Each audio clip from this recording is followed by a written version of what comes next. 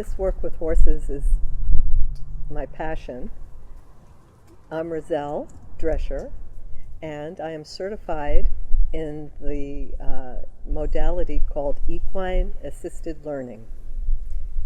And this is a way for horses to teach us their wisdom about how to engage in relationship in a way that promotes well-being for everyone. Horses happen to survive as prey animals from the way they engage in community, and it's extraordinary how their sensing ability allows them to do this. When one horse in a herd senses danger, immediately that message shoots through the whole herd and they're moving. They flee to go to safety. Well, this is a skill. The sensing ability is a skill that humans have within them but haven't developed really strongly. So engaging in this work with the horses, where you ask the horse and invite the horse to join you in some activity like taking a walk or taking a jog, is the way that we can learn how to communicate from that sensing place that we haven't developed so fully.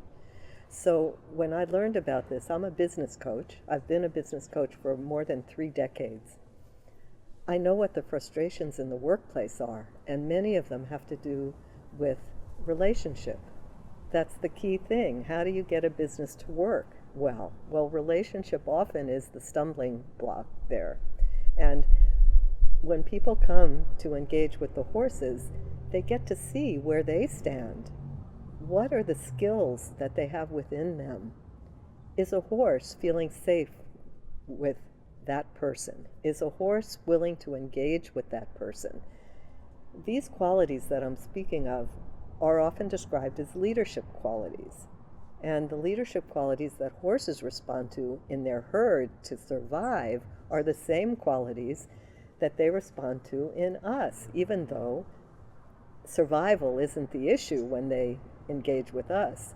But empowering relationships is the opportunity for humans when they engage with the horse in this way, because horses will respond when a person is connected to their instinctual center, where the sensing happens. It's from your gut.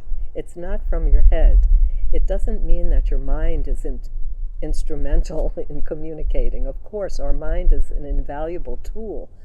But when it comes to engaging and connecting with a horse, the language they understand emanates from our instinctual center. It's the place that you contact when, for example, something frightens you and you're walking down the street at night and you sense danger coming.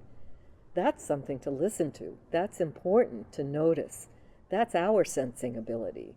And our sensing ability isn't just for dangerous moments. It helps us go deeper in our relationships, engage with others in a more meaningful way.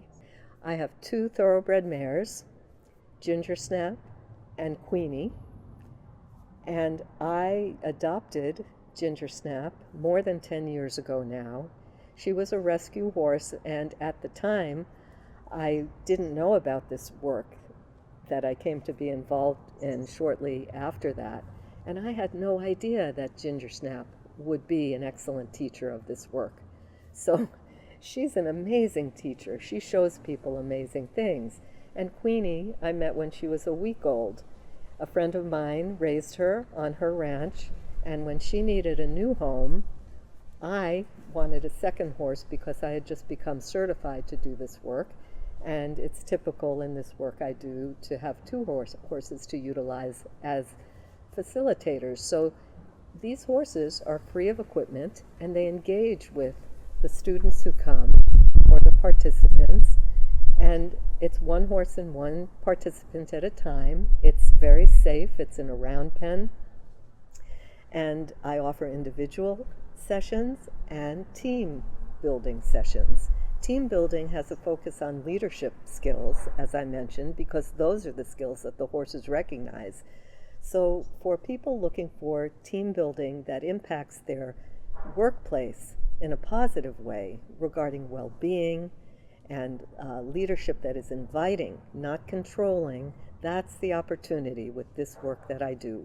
Equine assisted learning invites horses to join you in an activity, and they join you when it feels safe to them, when you feel trustworthy to them.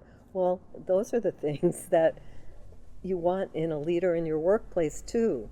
You want your teams to be led by somebody that the team trusts, feels safe with, so that they can go deeper together, they can collaborate together. And those are the kinds of programs I offer. So retreats, they're typically a day-long retreat, but they can be 2 days, 5 days. I've done 2 5-day retreats where there were other topics covered because I am a business coach, but empowering work relationships is the key opportunity.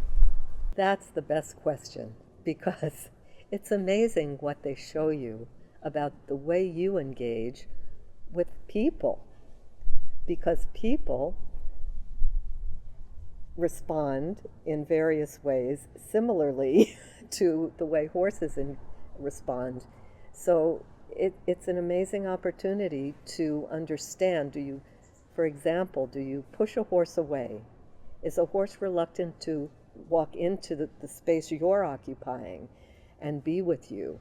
If there's something in the way, there's an opportunity to find out right then and there in the moment why, and shift a bit to get a different response right then and there in the moment. And that can be very enlightening about how you do your relationships with everyone in your life. People often say, whenever they learn what they learn with the horse, oh yes, I know about that issue. That's an issue I've stumbled upon before. So they have insight with a very objective partner, which is the horse. The horse doesn't judge. The horse isn't critical, but the horse is true to their own sense of safety.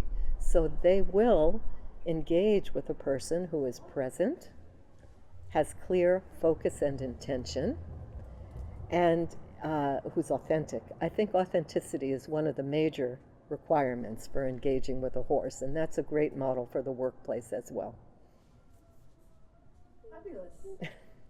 Anything else you want to share? Sometimes amazing things happen when you're in the presence of a horse in this kind of setting, when they're free of equipment. And by the way, this work is free of equipment. The horse does not have a rope, a halter. Occasionally, if it's a safety issue, yes, I'll put on a halter, but that doesn't happen too often. This is a calm activity. The horses know when they're working, and they offer so much good information to each person who comes, and it's quite different for everybody. And what they have to show you can have lifelong impact. It can give you insight into something that you've been challenged by in a way that helps you shift it to a more positive place. And that's an amazing thing. They really give us a lot of their wisdom, and it's a gift. We're currently located in Aptos, which is in Santa Cruz County. It's very convenient, centrally located, and we're at a ranch that has the facilities that we need for this kind of engagement. Mainly it's a round pen, because that's a safe space, and of course safety is number one.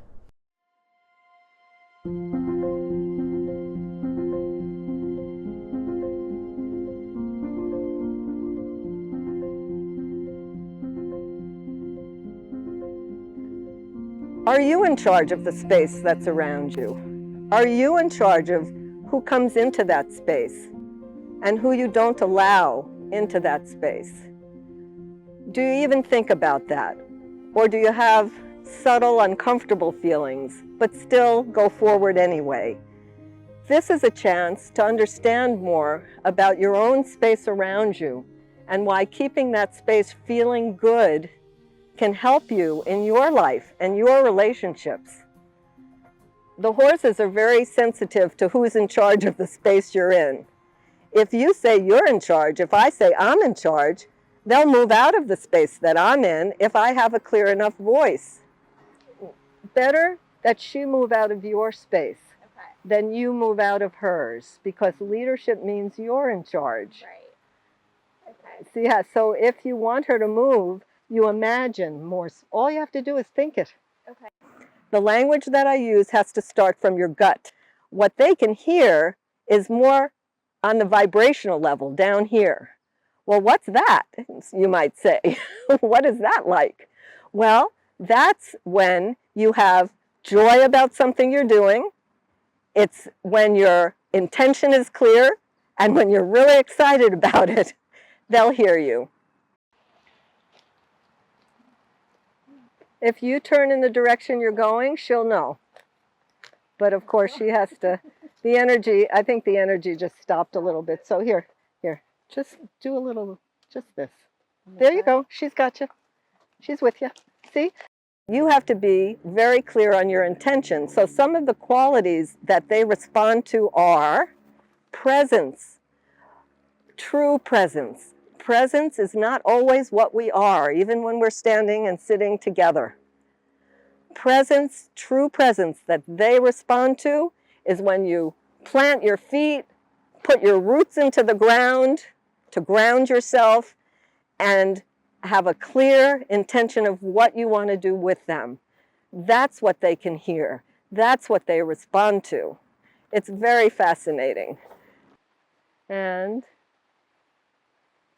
when you see how she's turning, she wants to. Go try again. Try to, and invite her in your mind and heart. Go, Gigi, I really want to meet you.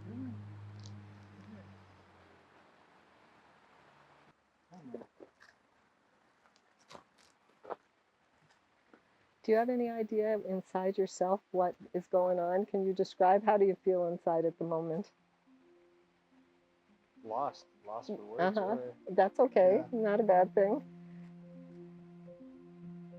So that's what happens in the sessions that I offer up there in the round pen. It's a matter of being aligned yourself to start with, engaging with the horse, and finding your own well-being. You know how people say you run into yourself wherever you go, you take yourself with you wherever you go. So this is an opportunity to understand yourself better and how you relate to other people in your life. And when you do that, you get insight, and the horse is happy to help with that. But when you get what the horse is trying to tell you, it's an amazing moment because you're together. The horse is engaging with you, and there's a certain intimacy to that, which is beautiful.